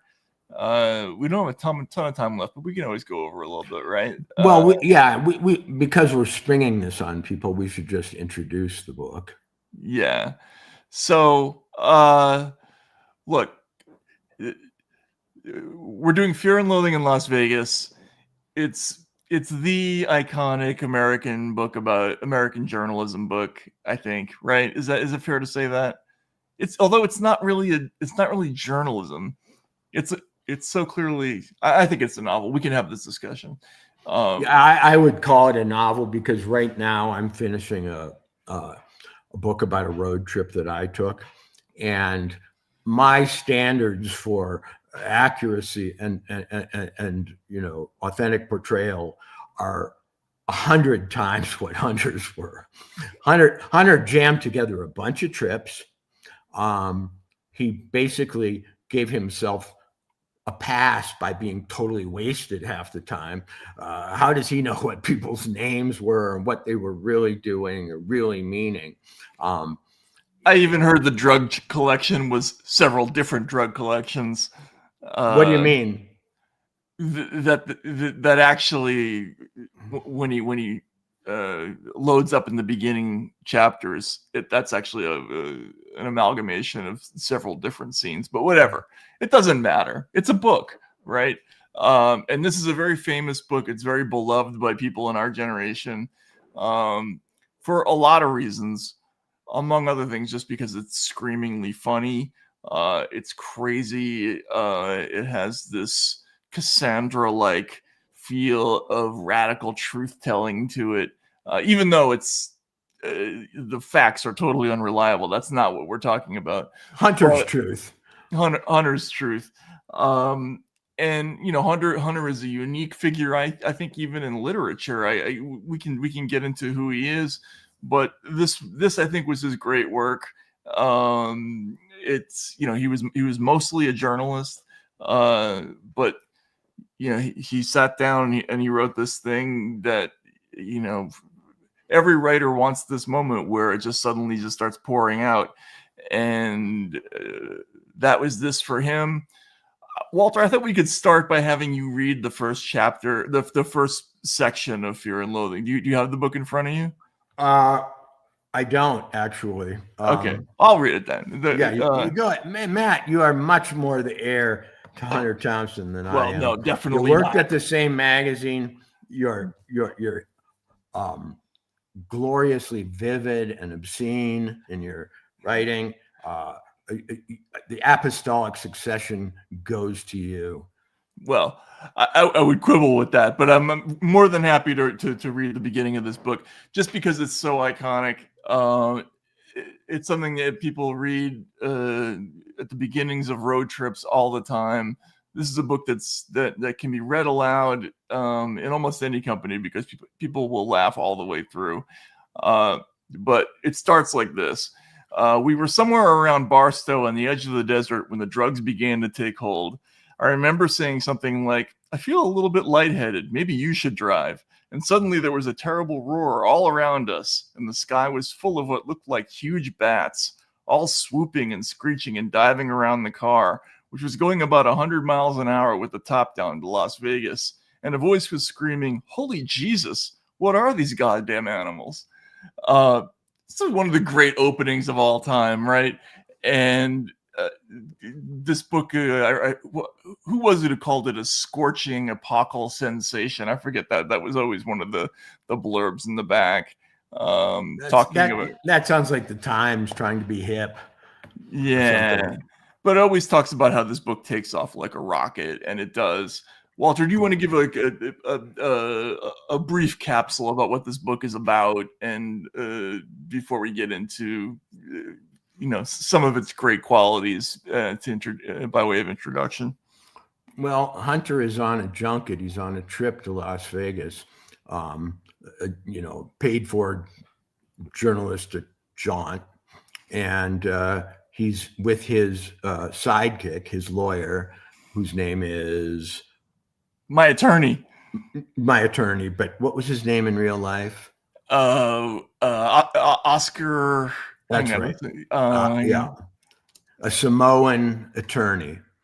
And for me right there, okay, there's a theory that American literature is especially good at one kind of story. And it was Oscar Zeta Acosta. Yeah. And this theory was espoused by a famous literary critic, a professor named Leslie Fiedler. And he said that the story of two men, friends, pairs of male friends, somehow has greater sway, influence, and impact in the American literary canon than almost any other theme. Go back to Huck and Jim, Queequeg and Ishmael. Yeah, we talked about this. Yep. And here we have another great duo. It's a very cinematic beginning, right? It concentrates on the visual. It's got two people in a car headed to a city where anything can happen. And by the time it was written, Las Vegas was, absolutely established in American culture as this bizarre place. But it hadn't been written about really with much care. I mean, Tom Wolfe had done a couple of reports from Las Vegas, but he's going to the frontier of the American psyche. And that's really what this book is. It's about psychic frontiers. How wasted can you get and still make sense of things? How weird can a place be and still be a place? How much credit can you run up before you finally get canceled in this country? Right. I mean, it's got that cowboy feel too. It's, two cowboys riding into town looking for trouble. What will they find? So the assignment is, I believe, to cover a sheriff's convention. Well, yes, and then there's also a race that they end up covering, the Mint 400. Right. Yeah, but before they even get there, they're on the road. They don't tell you why they're on the road at the beginning. We just know that they're in a convertible. The convertible is packed full of every conceivable kind of drugs, including the thing that they fear the most, which is ether. And there are already misadventures in the beginning when they pick up a hitchhiker. Then they, in the second chapter, explain the assignment. And then only in the third chapter does Hunter Thompson give you the sort of topic paragraph, the explanation of what this is, and why all the excess, why all the drugs, why are they loading up with such expectation, what are they doing? And there's this great graph. It says, but our trip was different.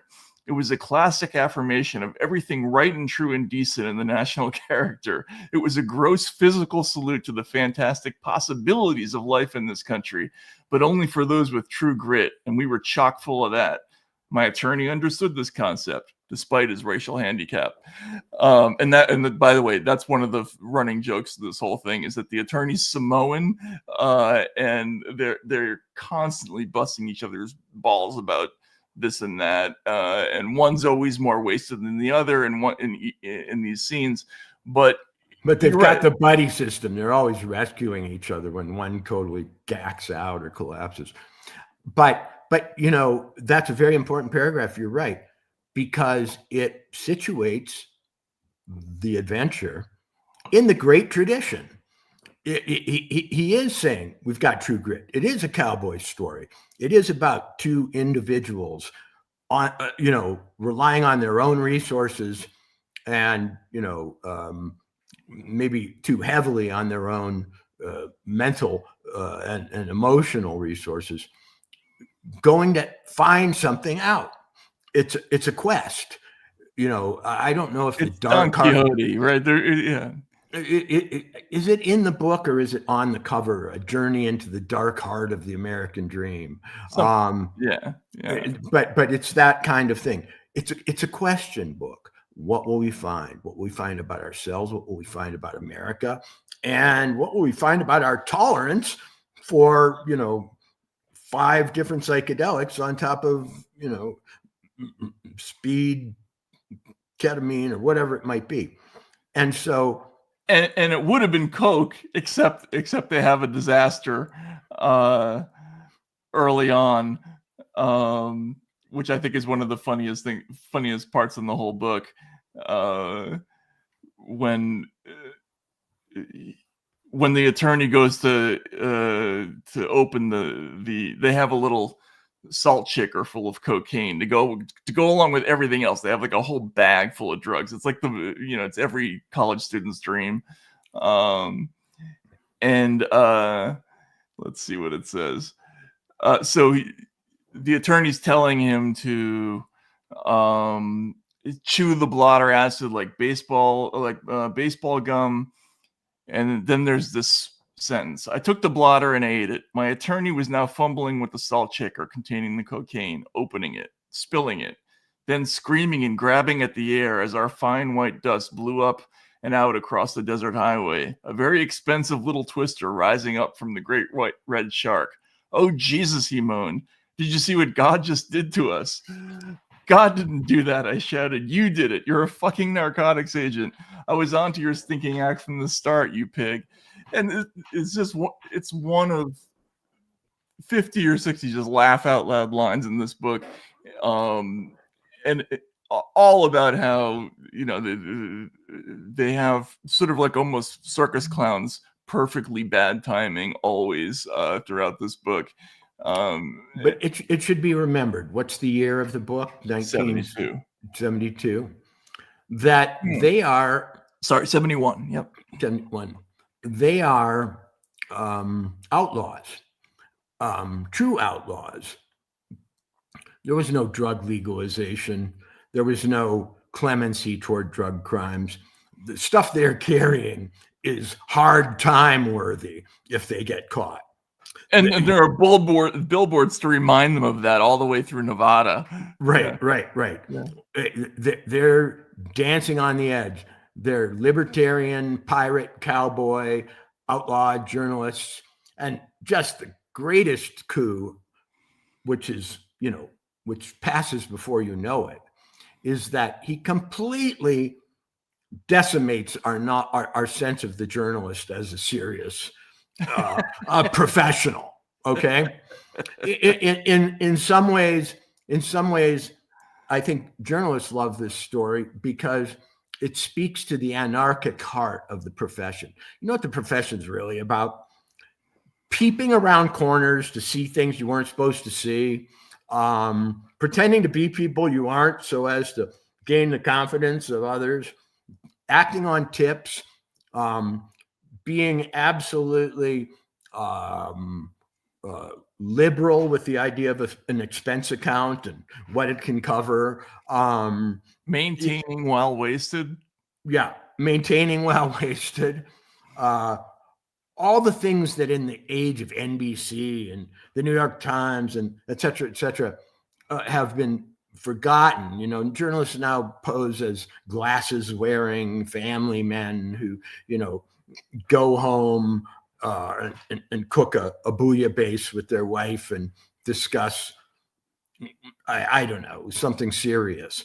In his day, they were much closer to their origins, which is something between a private detective, a criminal, a loner, drifter, and a just sensation-seeking machine of lust and pleasure who likes to go to new places because you don't have to be yourself in new places, in hotels and cities where you don't live and so on. And it's a valuable reminder that beneath the three-piece suit or bow-tied Chris Hayes and, Jake Tapper and Rachel Maddow, I like to think beats the tiny heart of Hunter Thompson. But maybe they've ruined that. I don't know. Maybe they've forgotten their origins. Well, the other thing I like about it is that he's on a story, but it's not the story, because the little stories that occasioned the assignment aren't the story. He's on the biggest story of all. What the hell does it all mean? Right. Or does it mean nothing? And what the fuck is America? And what the fuck can we learn from Las Vegas about what America is? And he's going to tell you by the end. He's going to tell you what kind of period we live in, where we are in history, what the big story is. But he's after the big story. And but Walter, this is important. Hunter was actually an excellent journalist. Like when he absolutely when he was covering actual things, right? Like whether it was presidential campaign, or the Kentucky Derby, even or the Hells Angels. race riots in Los Angeles. Right, exactly. He was he was great at capturing the scene, but also he was really good at describing for you processes, right? Like how do things actually work? Whose opinion really matters? So he was really good at that side of the job.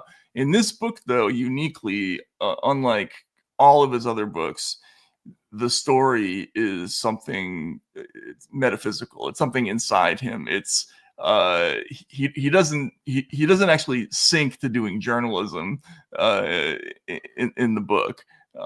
It's something higher. It feels like to me. It's social commentary, right? When he gets to Circus, the casino, which has trapeze acts and contortionists under this big tent where everybody's gambling, and he says, if the Third Reich had won the war, if Hitler had won the war, this would be every Friday night in America. Right. Right. He penetrates the American surfaces with true historical wit, but also justice. He detects something fascist about Las Vegas. Something Weimar or pre-fascist even. And he smuggles this rather serious portrayal of the United States in the early 70s inside this absolutely antic, delightful, suspenseful story of one fucking bad accident after another. I mean, yeah, it's like The Lost Weekend, but funny, right? I mean, maybe that's not right, but it's a physically excessive challenge. It's like they're trying to climb the Mount Everest of stupid and wasted in this book by going to Las Vegas, which is of course the worst place in the world to be high on hallucinogens, and right, because everywhere I can tell you that from experience, man. I'm sure many people who are listening, if there are people still listening, can attest to that. But yeah, and with they're driving cars high, they're doing all kinds of things that are completely crazy. But Hunter, and I described him once as the most instantly believable narrator in American literature. He's somebody like, on the first page, he grabs you, you're with him, you feel like the whole journey is righteous. The jokes land. He's very accurate in his assessment of his own strengths and weaknesses, and he laughs at himself a lot more than people give him credit for. And even the way he gets to Las Vegas in the beginning of the story, and this is the thing that one of the reasons this book is so famous is because it has such a powerful, action-packed, funny opening, right? Which is they jump in this amazing red convertible and start driving on a highway, from LA to Vegas. Have you ever driven that drive? It's a great drive, right? It's like it's a great drive to do with a fast car. Even better if you have like all the drugs in the world. The road's empty almost all the time, and they still not anymore, Matt. Not anymore. yeah, that's right. It was. Yeah. It's a gridlocked corridor of people trying to get away on a Friday and get back on a Sunday. But it was a wilder, freer, and less densely promoted Las Vegas. Spending part of my year there, I can tell you that the Las Vegas of the early 70s is just absolutely sorrowed after. Everybody there just, if we could just get back to that time, when the mob ran things, when it wasn't all corporate, when you went to a restaurant and they didn't time you for 45 minutes and then rush you along. Hunter Thompson is going to the place that's most like himself. Right.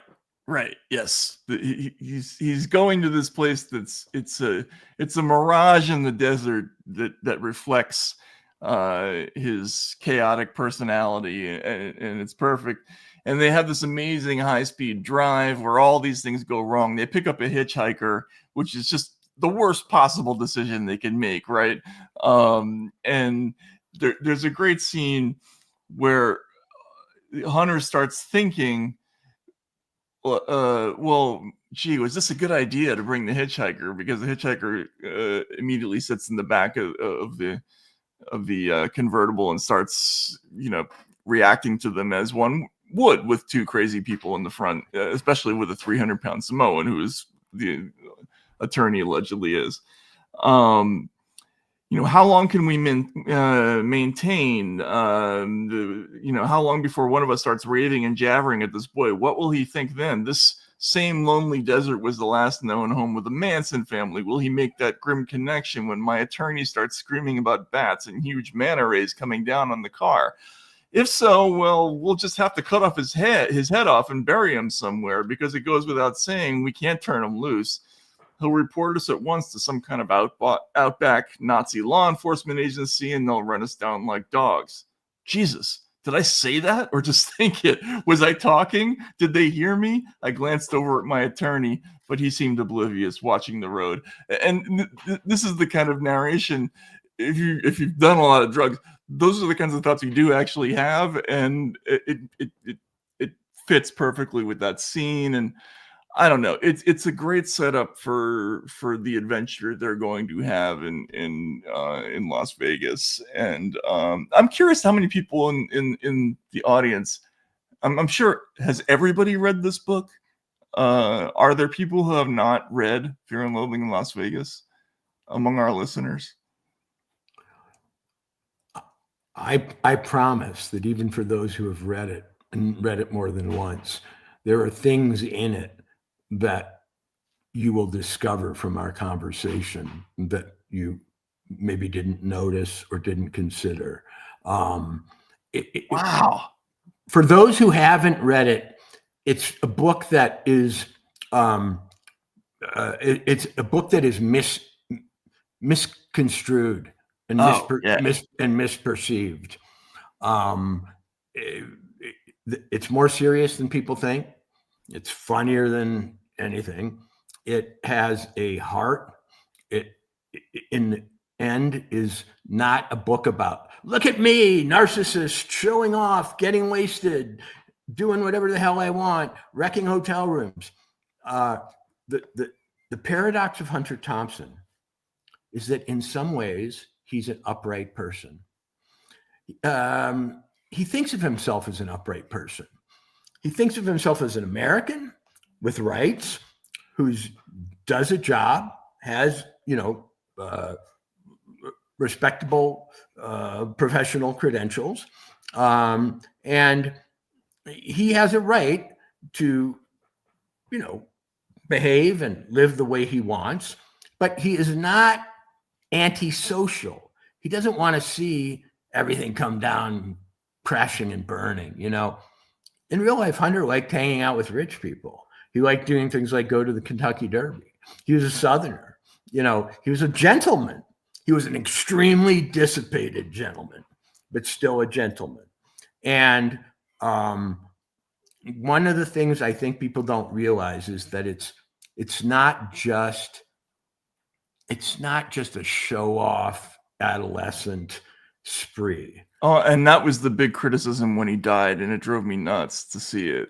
And there were so many reviews about him that just misunderstood what he was all about, right? Like that he was every dumb college freshman who overwrote. And no, this is very, very subtle, almost impossible to reproduce writing, by the way. Like, if no matter how good your ear is, you can't do this stuff. Like, there's a reason why he has not had successful imitators, including me, right? Like, I'm one of the people who grew up reading this person kind of hoping for the same effect.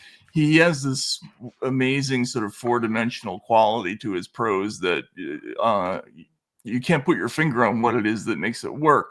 But part of it is the sincerity and the heartfeltness of his prose. And this journey to Las Vegas, I think for him, this was at the peak of his powers.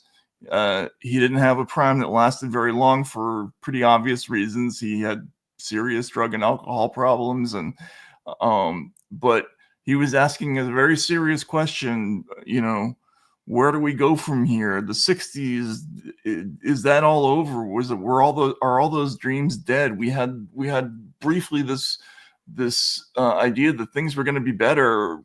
Is that gone? And is my time gone? Like, am I a good person or a bad person? Like, how do I end up in the, what's the score for me in the end? He talks about the great scorekeeper in the sky a lot in this book, which tells you that he was worried about what his score was, and so when he's driving to Las Vegas high on everything, you're right. He wants to find something out, but it's not in the manner of a traditional journalist. This is a journey of self-discovery, and a journey of this discovery into what is, as you say, what's America? What the fuck is it? And and for conservative types to think that Hunter Thompson is just some bat out of hell leftist criminal who I don't particularly want to read about or identify with, you've got it wrong. Hunter Thompson loved America. He loved guns, and those are the same thing. Okay, I mean Hunter Thompson was someone who loved America so much that none of the liberties that are available to us here did he spare himself, whether they be guns, drugs, driving, casinos, women of questionable virtue, etc. He was in some ways like Mark Twain, who made him Mark Twain, who he admired immensely. Yeah. Yes, and I think he's mostly, if you're going to really put him in a lineage, the grandson of Mark Twain. The guy who went on the riverboat, the guy who went out to the Nevada frontier, the gold mining frontier, who wanted to see human nature as it really was, pointing out hypocrisy and cant and that kind of thing is done by people who fundamentally love something. Otherwise, what would they care? And Hunter didn't write about the rest of the world much. It was America that he cared about, and its promise and the betrayals of those promises. It's actually an interesting point. He never wrote about anything. He wasn't interested. Vietnam briefly, but that was not a big part of what he did. And he knew American types. When he gets to the sheriff's convention. Oh my God! Yeah, we'll get to that. Yeah, and he starts doing sketches of the law enforcement agents there. He knew every state. He knew every type. He knew every kind of politician. He knew how power works in America. He was an absolutely spot-on sociologist, and his knowledge was rooted in having been everywhere and met everyone. This is the opposite of a book that the AI could ever write. Okay, so that was going to be my last point. Before I know we're running over time wise, but to me, the great test of any writer is, did the person invent his or her own language? Hunter Thompson has a style of prose that is timeless. It's completely unique. It's not rooted in slang words from that era. It's just rooted in his unusual use of the English language. If you read, if you care to read, you'll find that his influences include people like Celine and Nelson Algren, but none of those people really show up and Hemingway even, right? And Scott Fitzgerald. But he has a prose style that is uniquely his own. He has a comic timing with his descriptions it's so economical and unusual. I just can't think of another writer who's like him. No. Really. He loves America. He loves language. In the style of Twain, or in the tradition of Twain, he basically invented an alter ego for himself, just as Sam Clemens and Mark Twain were different. Hunter Thompson and Duke are different. I remember as a kid, after I read Fear and Loathing for the first time, I think I was a high school junior, I was sure that this was a made-up guy. I didn't think he existed. I didn't think it was possible that there really was a living Hunter Thompson. And I thought that for years. He wasn't on TV a lot. Every once in a while, he'd go on a talk show toward the end, but I saw no evidence of him. I moved to Livingston, Montana, and a friend there, Tim Cahill, who was one of the first writers at Rolling Stone when it started in San Francisco. And everybody knew Hunter, and everybody partied with Hunter, and Hunter was real. And Hunter was a lot like the guy you read about. And I was floored. I thought this had to be a literary construct, this exaggeration. No. If you run into anybody who's ever met the guy, all the stories all ring true. He was civilized. He used a cigarette holder. Come on. And my last story about him was when I mentioned before that I, late in George McGovern's life, had a long dinner with him in which he was able to talk about his entire career. And George McGovern was the sweetest, kindest, most humane, gentle, measured person I've almost ever met. That he could have come within a hair's breadth of the presidency was shocking. That would have been an experiment, a real human being. Anyway, he would talk, Walter, I loved Hunter. It was so wonderful being able to talk to him on the bus. I feel bad for him because, he had a drug problem. And I think that limited him in some ways, but he was a very nice man and a very good reporter and da-da-da-da. And I was like, you met Hunter Thompson and you surmised that he had a drug problem, which told me that Hunter Thompson, in the company of this most civilized person, was capable of being civilized himself. He wasn't a caveman. Yeah, and he loved George McGovern, and he had this childlike belief that a great shark was going to come and save us and lead the country out of the shadows and all this stuff. And I'm sure he would be opinionated now in a certain way, but more importantly for me, this book it's like it's just like this bright like explosion of literary beauty, right? And it's so eccentric and bizarre in its subject matter and the plot devices, and as you know, as a fiction writer, it takes a lot of work to come up with these little tricks that make things funny, like the constant references to my attorney as opposed to giving them him a name. Like Hunter really put a lot of work in this thing, but it shot out of him like a cannon. And this is a portrait of a person who's kind of hurting, confused, angry, but also determined, and full of true grit, and is going to give something his best shot. We just don't know what it is exactly at the beginning of the book, but it's an awesome setup. And if you haven't read the book, it should be the Bible for the Libertarian Party. Right. Well, that's for sure. Yes. I mean, it's the best argument for the Libertarian point of view I think I've ever seen. Like, as long as you don't hurt anybody or don't hurt them too badly, or as long as the ones you hurt deserve it, right? Anything fucking goes. Right. Exactly. And you know what? It's okay to get a car on a credit card that's not actually valid. Last thing I'll read. You talked about how he loved America. He gave the most heartfelt and beautiful description of what America is.